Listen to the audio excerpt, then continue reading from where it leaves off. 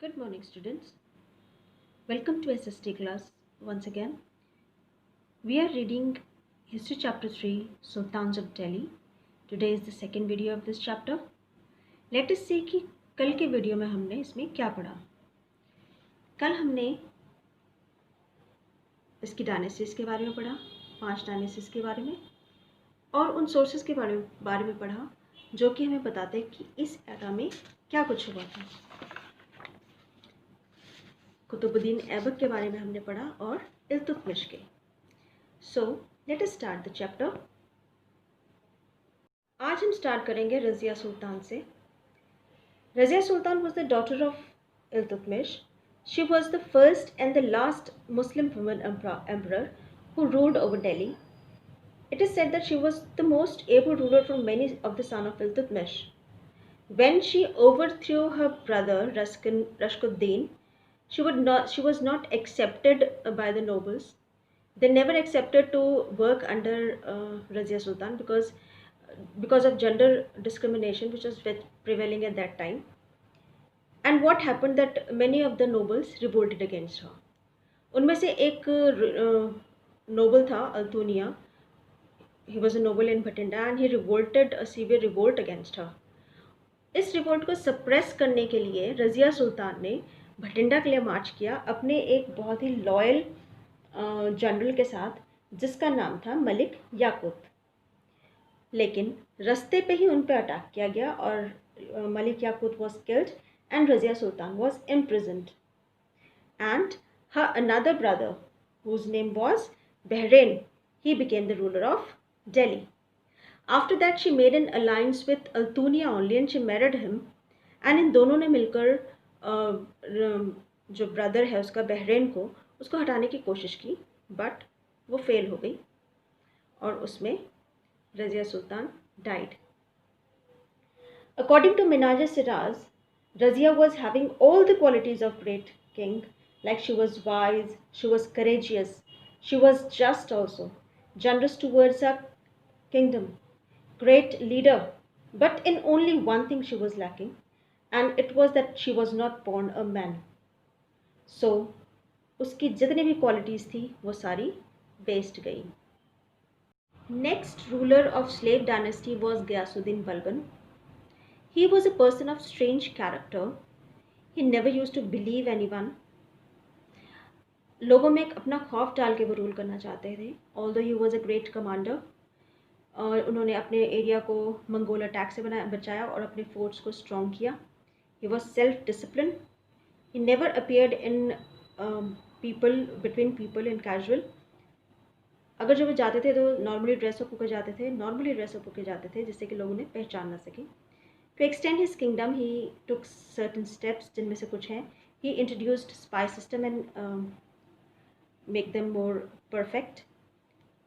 He declared himself as a representative of God so that लोग उनसे डरें और उनके खिलाफ कॉन्स्पिरेसी ना करें. He introduced सिजदा. सिजदा एक ऐसा ट्रेडिशन है जिसमें लोगों को नील डाउन करना पड़ता है और अपने फोरहेड से अर्थ को टच करना पड़ता है in front of their king. He was very strict in his court and maintained distance from the courtiers. He used to administer himself. किसी पे विश्वास नहीं करते थे वो. He crushed revolt of Mewati Rajputs and rebel in Doab and maintained his terror. So this was Ghiyasuddin Balban was the last main ruler of slave dynasty.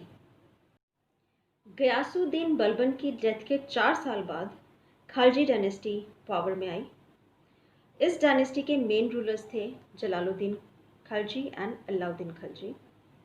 Jalaluddin Khalji was the commander in the army of Balban's grandson and founded Khalji dynasty as the ruler of Delhi.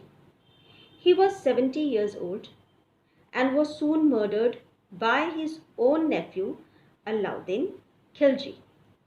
अब हम आते हैं अलाउद्दीन खिलजी पे. He was very ambitious military commander.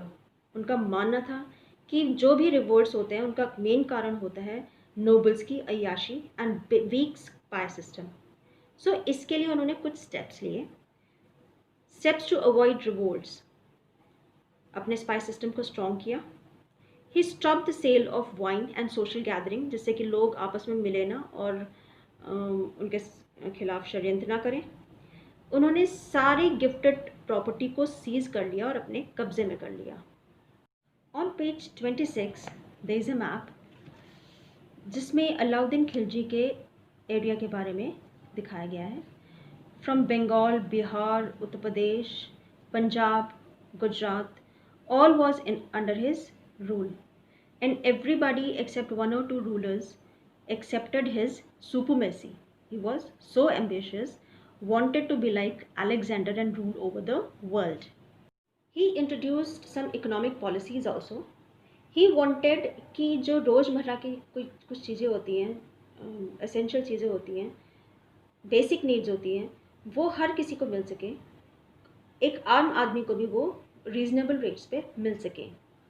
और उसके लिए उन्होंने कुछ और स्टेप्स भी लिए, like he regulated the price for essential goods, control the sale of item and so that everybody could get it. मतलब ऐसा ना हो कि कोई किसी को तो 4 मिल जाए कि कम्युनिटी का और किसी को एक भी ना मिले।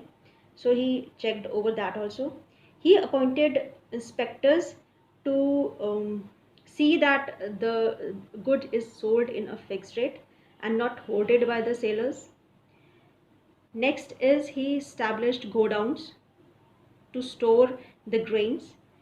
अगर जो कोई irregularities होती है तो उसको भी वो चेक करवाते थे, और जो कोई ऑफेंडर्स होते थे जो इन लॉज को तोड़ते थे उनको पनिशमेंट भी वो देते थे। अलाउद्दीन खिलजी चाहते थे कि लोगों को बेसिक नीड की जो ज़रूरतें हैं वो आराम से मिले और वो लोग टैक्स भी आराम से भरें, जो कि बहुत ज़रूरी था आर्मी को मेंटेन करने के लिए। उसके लिए उन्होंने कुछ डिफरेंट रेवेन्यूज़ निकाले, डिफरेंट टैक्सेस निकाले, जिनमें से एक था खराज, जो कि 50% ऑफ प्रोड्यूस था। कैटल और हाउसेस पे भी टैक्स था। सारी लैंड, जो भी लैंड थी उन्होंने स्टेट में मिला ली थी, मतलब उसको स्टेट का डिक्लेयर कर दिया था। जिसके पास भी कोई गिफ्टेड लैंड थी उसको भी सीज कर लिया, और उनके एडमिनिस्ट्रेटर्स रेगुलर मेंटेन करते थे अकाउंट्स, किसके पास कितनी ज़मीन है और कौन कितना रेवेन्यू दे रहा है। So this was his revenue policies. अब हम आते हैं security of north west frontiers, क्योंकि वही एक एरिया ऐसा था जहाँ से ज़्यादातर अटैक्स इंडिया पे होते थे। सो उसको चेकआउट करने के लिए उन्होंने कुछ पॉलिसीज़ बनाई थी, like he repaired old forts and appointed special governor for those. He maintained strong army at Multan and appointed experienced generals like Malik Kafur and Zafar Khan. So that was the end of Khalji dynasty. So children, I hope आप लोगों को समझ में आ गया होगा। Assignments website पे uploaded हैं, complete them and give a thorough reading to the chapter also. Thank you.